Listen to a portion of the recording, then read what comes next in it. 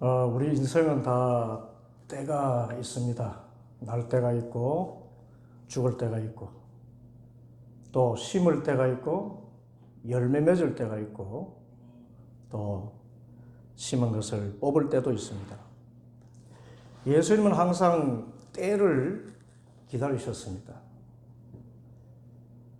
예수님께서 공생애를 시작한 것이 20세에도 나오실 수 있을 것 같은데 30세에 공생애 사역을 시작하셨어요.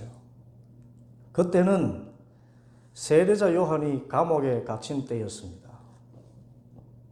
그 소식을 듣자 주님께서 비로소 사역을 시작하시는데 마태복음 4장 17절 그때부터 예수님께서 회개하여라 하늘나라가 가까이 왔다 하고 선포하기 시작하셨습니다. 다 때가 있는 것입니다. 우리도 때를 따라 살아야 됩니다. 때를 기다리고 또 때가 오면 이때다 하고는 온 힘과 열정을 쏟아서 달려나가야 됩니다. 그런데 이 때가 언제입니까? 이때다. 그때가 언제입니까? 이것은 내가 생각하는 때가 아니라 하나님의 때인 줄 믿습니다. 하나님께서 이때다 라고 신호를 주시는 바로 그때입니다. 그래서 섣불리 움직이면 안 됩니다. 결혼도 섣불리 하면 안 됩니다. 사업도 섣불리 하면 안 됩니다. 다 하나님께 여쭤보고 그래 지금이다 할 때까지 기다려야 됩니다. 오늘 본문에서 예수님께서 드디어 선포하셨습니다. 23절에 인자가 영광받을 때가 왔다. 인자는 이스라엘 백성이 고대하던 메시아지죠. 바로 우리 주님 예수님이십니다. 주님께서 기다리고 기다리시다가 드디어 선포하신 것입니다. 인자가 영광받을 때가 왔다. 그전에는 예수님께서 영광받으실 때가 아니었습니다. 그래서 가나의 혼인잔치에서 어머니 마리아가 포도주가 떨어졌나이다 하니까 어떻게 대답하셨죠? 여자여 아직도 내 때가 오지 않았습니다 했습니다. 메시아로서 영광받을 때가 아직 오지 않았다는 말씀이었습니다. 그러면 그 영광이 무엇입니까? 예수님이 뜻하시는 그 영광이 무엇인가요? 영광. 일찍이 마귀가 예수님을 시험할 때 내게 엎드려 절하면 천하 만국 영광 다 주겠다 그렇게 했습니다. 그런데 예수님은 그 영광을 거부하셨습니다. 그런 영광은 영광이 아니다. 사탄아 물러가라 하셨습니다. 그러면 무엇이 예수님의 영광입니까? 무엇이 하나님께서 아들에게 주신 영광입니까? 그것은 세상 모든 사람을 살리는 일인 줄 믿습니다. 죄로 말미암아 죽을 수밖에 없는 이 세상 모든 사람들을 살리셔서 영원한 생명을 주시는 것, 이것이 영광입니다. 이를 위해서 만세전에 삼위일체 하나님께서 이루신 그 영원한 합의를 따라 예수님께서 십자가에 죽으시고 사흘 만에 다시 살아나셨습니다. 이 일입니다. 이것이 영광입니다. 예수님이 죽으셔야 우리가 살고 우리가 사는 것이 그것이 바로 예수님의 영광이었어요. 그래서 인자가 영광을 받을 때가 왔다 하시고 뭐라고 말씀하셨습니까? 24절에 내가 진정으로 진정으로 너희에게 말한다. 밀알 하나가 땅에 떨어져서 죽지 않으면 하늘 그대로 있고 죽으면 열매를 많이 맺는다. 영광과 죽음이 연결되어 있어요. 곧 내가 십자가에 죽어서 저 그리스 사람 같은 이방인까지 다 영생 얻게 하는 것이 나의 영광이다 말씀하신 것입니다. 이와 같은 말씀이 또 32절입니다. 내가 땅에서 들려서 올라갈 때에 나는 모든 사람을 내게로 이끌어 올 것이다.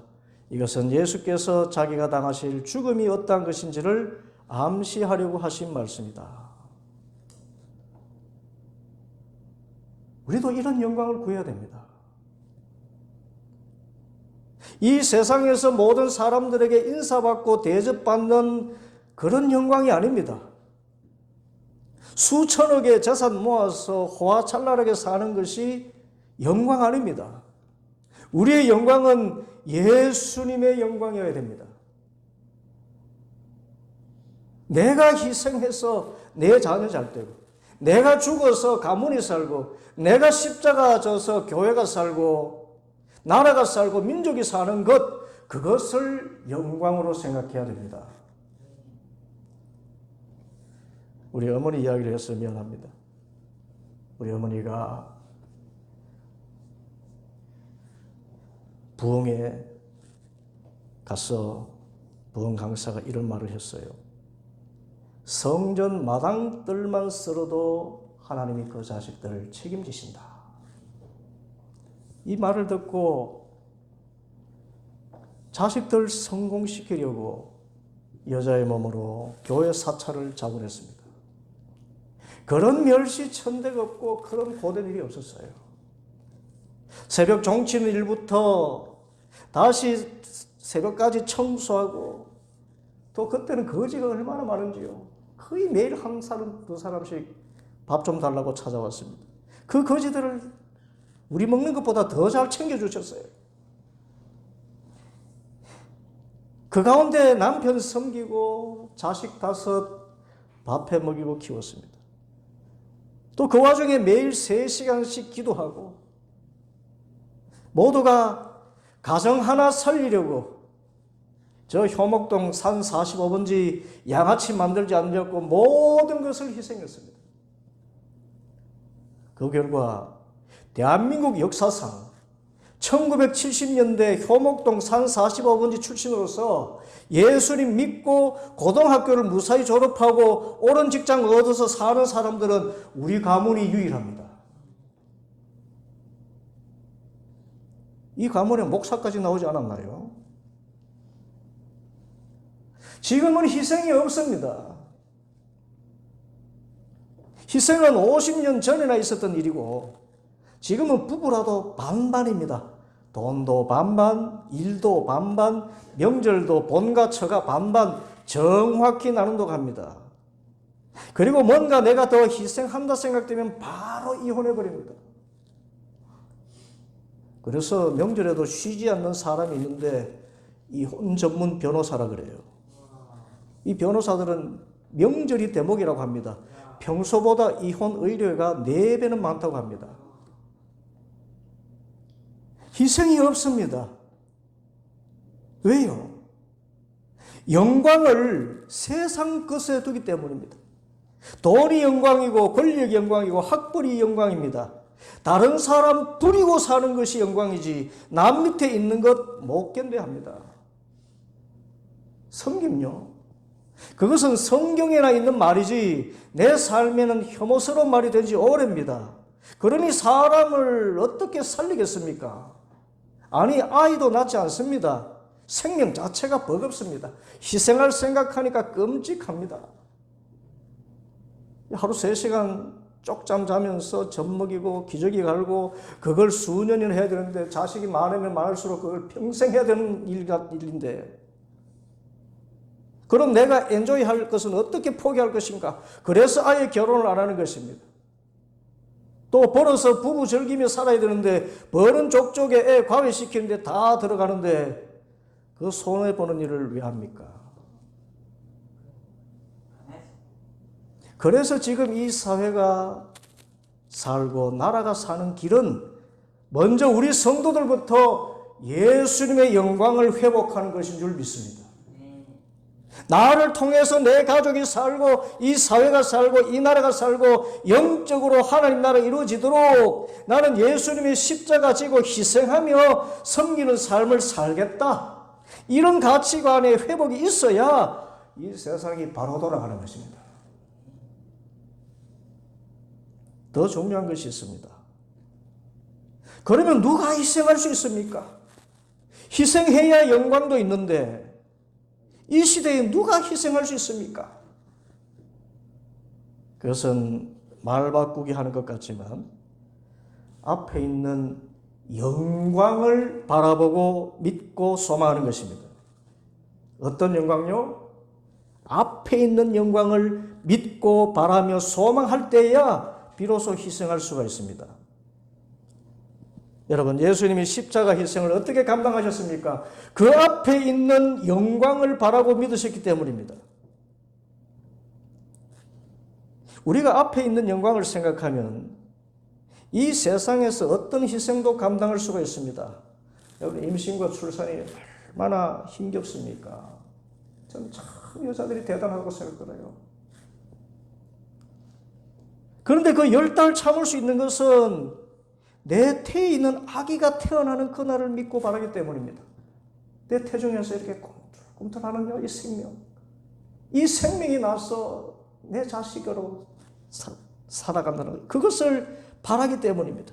요한복음 16장 21절에 여자가 해산하게 되면 그 때가 이르렀으므로 근심하지만 아기를 낳으면 세상에 사람 난 기쁨으로 말미암아 그 고통을 다시 기억하지 아니하느니라. 그래서 하나 둘 셋을 낳았잖아요. 예수님도 십자가 고난을 어떻게 감당하셨습니까? 여러분, 예수님이 십자가 고난이 대수롭지 않아서 감당하신 것이 아닙니다. 예수님께도 십자가는 어마어마한 두려움이었습니다. 오늘 말씀 보면 밀알 하나가 땅에 떨어져 죽어야 열매 맺는다, 이 말씀을 하신 후에 예수님께서 기도하시는데 그 기도는 저 겟세마네 동산의 기도와 같습니다. 고난과 두려움이 가득 찬 기도입니다. 27절, 지금 내 마음이 괴로우니 무슨 말을 하여야 할까? 아버지, 이 시간을 벗어나게 하여 주십시오 하고 말할까? 아니다, 나는 바로 이 일 때문에 왔다. 아버지, 아버지의 이름을 영광스럽게 드러내십시오.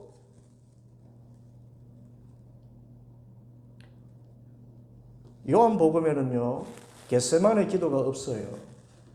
오늘 본문의 이 기도가 겟세마네 기도와 같습니다. 겟세마네에서 예수님이 이렇게 기도하셨지요. 아버지, 이 시간을 벗어나게 하여 주십시오. 아버지요, 하실 수만 있으면 이 잔을 내게서 옮기시옵소서. 그리고는 땀방울이 핏방울 되도록 기도하셨습니다. 그만큼 하늘의 밀알처럼 십자가에 못 박혀 죽는 것이 두려웠던 것입니다. 그 고통이 어떤 고통인지 알고 계셨던 것입니다. 그럼에도 결국은 이렇게 기도하십니다. 아닙니다, 주님. 저는 바로 이 일 때문에 왔습니다. 아버지, 아버지의 이름을 영광스럽게 드러내십시오. 내 원대로 마시고 아버지의 원대로 하옵소서 기도하신 것입니다. 여러분, 아버지의 이름의 영광이 무엇입니까? 그것 때문에 주님께서 십자가 감당하시겠다고 말씀하시는데, 아니, 아버지의 이름이 무엇인가요? 우리 하나님 아버지 이름이 뭐죠?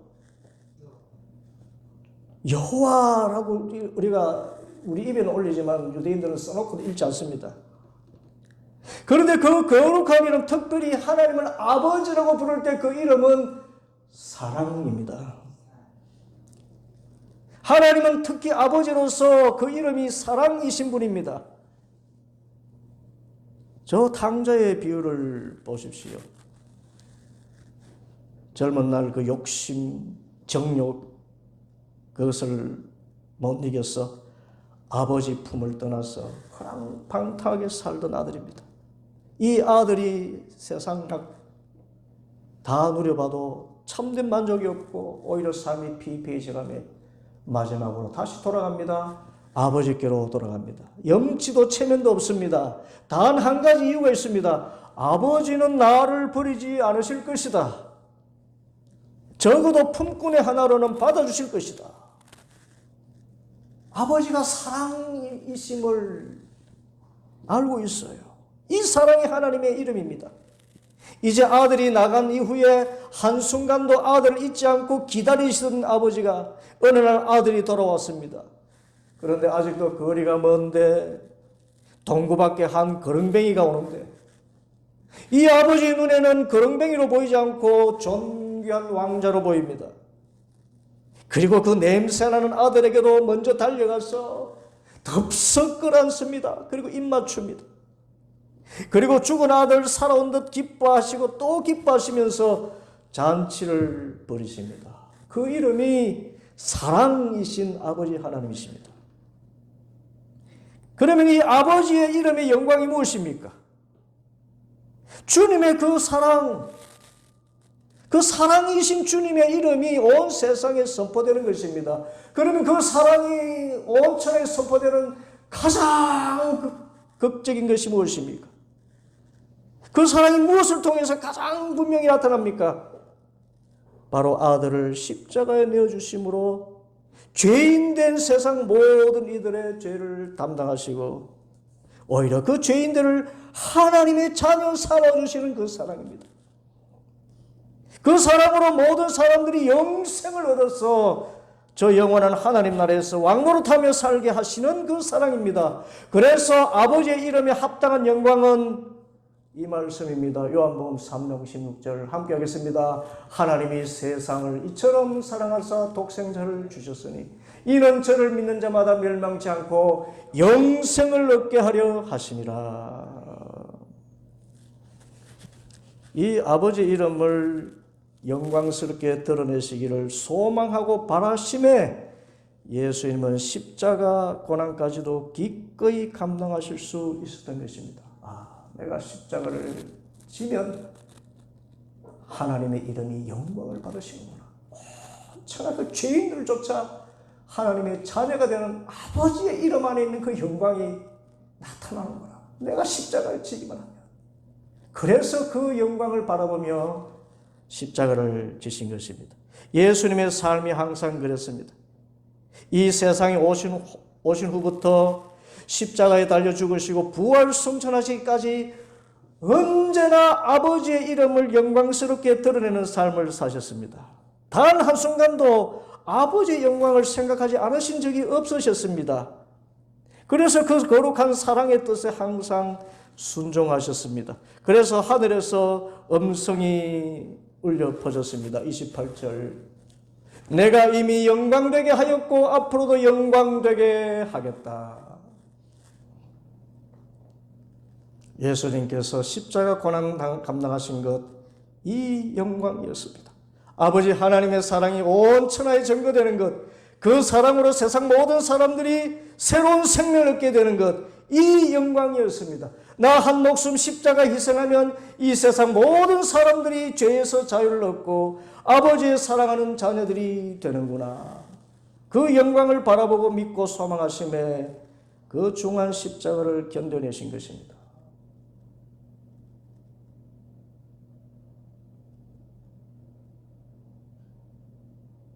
저도 이 영광을 사모합니다. 이 영광을 바라봅니다. 어떻게 하면 내 딸들이 또 이후의 후대가 예수님 잘 믿어서 영생 얻는 믿음의 가문을 이룰 수 있을 것인가? 그러기 위해서라면 부모로서 감당해야 될 십자가, 아비로서 감당할 십자가 감당하리라. 이뿐 아니라 우리가 고난을 이겨내는 영적인 원리도 같습니다. 영광을 바라보는 것입니다. 뭘 바라봐요? 영광을 바라보면 지금 고난을 이길 수가 있어요. 여자가 임신과 해산의 고통을 어떻게 이긴다고요? 아기가 태어나는 것, 내 태를 통해서 새로운 생명이 이 세상에 나는 것. 이야, 여자들은 복이 많아요. 자기 몸을 통해서 생명이 태어나잖아요. 이야, 이것은 새 창조의 일입니다. 그 기대와 소망 때문에 그 해산의 수고를 기꺼이 감당하는 것입니다. 이번 명절에 감사한 일, 저희 막내딸이 저는 아기를 많이 낳을 거예요 합니다. 얼마나 감사한지. 여러분, 야곱이 그랬지 않습니까? 7년을 수일같이 여겼더라. 어떻게 해요? 7년을 봉사하면 사랑하는 그 아리따운 라헬과 행복한 가정을 꾸릴 수 있다. 이 소망의 7년을 수일같이 여기며 그 사특한 외삼촌을 섬겼습니다. 그런데 7년이 지나 결혼식이 이르던 날 밤 어떻게 되었습니까? 외삼촌이 라헬이 아니라 언니 레아를 들여버렸습니다. 자고 일어나니까 라헬이 아니라 레아입니다. 아무리 그래도 그렇지. 그 옛날에 조명이 참 어두웠나 봐요. 그래도 그렇지 7년을 연모하던 라헬과 레아를 구별 못하다니. 여하튼 외삼촌에게 따지니까 우리 가문에는 동생을 언니보다 먼저 시집 보내는 예가 없어. 7일 동안 레아와 초례를 잘 지내면 라헬도 아내를 주는데 정식으로 결혼하는 것은 앞으로 7년을 더 봉사하게. 7년 더 봉사해야 된다는 겁니다. 참 고약한 외삼촌의 말인데 성경에 보면 야곱은 군말 없이 또다시 7년 동안 라반의 일을 하였다고 했습니다. 왜요? 사랑하는 사람과 영원히 함께할 소망에 14년은 수일같이 여기며 수고를 마다하지 않은 것입니다. 문제는 어떤 영광을 바라보느냐입니다. 사랑하는 여자 바라보면서 14년 봉사하는 것도 귀한 일이지만 우리는 예수님처럼 하나님의 이름의 영광을 소망하며 십자가를 감당하는 자리에까지 나가야 할 수 있어야 됩니다. 우리 가정이 믿음의 가정이 된다면 어떤 십자가도 감당할 것이다. 우리 자녀들이 예수님을 인격적으로 만날 수만 있다면 내가 어떤 희생도 감당하리라. 나 한 사람의 희생으로 우리 가문이 하나님을 믿는 가문이 되는 것, 이 사회에 하나님 나라가 확장되는 것, 그럴 수만 있다면 나는 모든 몸과 마음과 정성 다하여 희생의 사명을 감당하리라. 이것이 영광이고 이 영광이 소망이 되어야 됩니다. 신령한 것입니다. 생명에 속한 것입니다. 골로새서 3장 1, 2절 그러므로 너희가 그리스도와 함께 다시 살리심을 받았으면 위의 것을 찾으라. 받아봅시다. 위의 것을 찾으라. 거기는 그리스도께서 하나님 우편에 앉아 계시느니라. 위의 것을 생각하고 땅의 것을 생각하지 말라. 생각조차도 위의 것 생각해라. 위의 것 생각해라. 찾는 것도 위의 것 찾아라. 위의 것 찾아라. 땅의 것은 생각도 하지 말아라.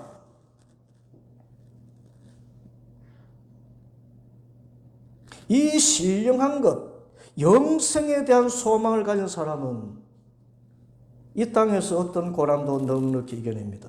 고린도후서 4장 16절 말씀.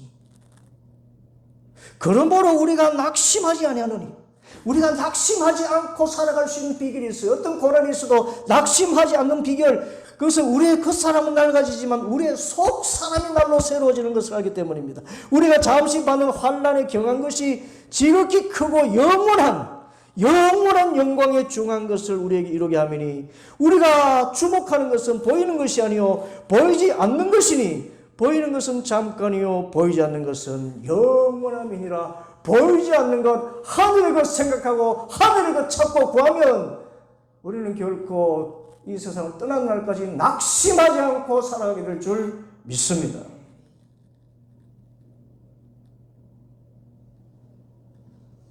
주신 말씀, 영원한 것, 신령한 것, 생명에 속한 것, 하나님의 그 이런 사랑을 드러내는 그 영적인 영광을 생각하고 이 영광을 바라고 믿고 소망하기에 이 땅에서 겪는 어떤 고난, 십자가 고난 같은 것이라도 낙심하지 않고 감당해서 저 영원한 하나님의 나라, 그 의와 평강과 기쁨에 하나님의 나라를 이 땅에서도 풍성히 누리며 살아가는 복 있는 성도들 되기를 간절히 소원합니다. 기도하겠습니다.